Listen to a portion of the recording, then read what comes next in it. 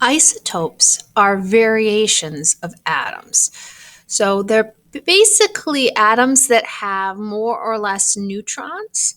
If you think of them kind of like fat and skinny atoms, it's a good memory tool to remember that it's still the same atom.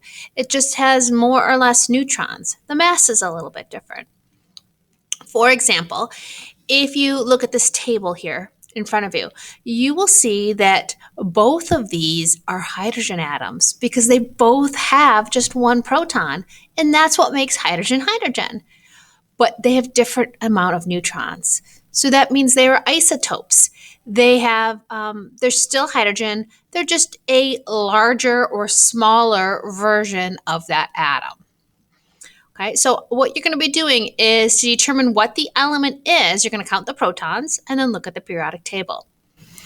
To determine how many electrons the atom has, you count the protons and then you want the atom to be neutral. So the protons and the electrons should cancel. And then to find the mass, you count up the protons and the neutrons in the picture. When you look further down at this table, you have the element name with a dash and then the mass. That tells you that it tells you how many protons and it tells you what the overall mass will be. This is called isotope notation and it's written in this format.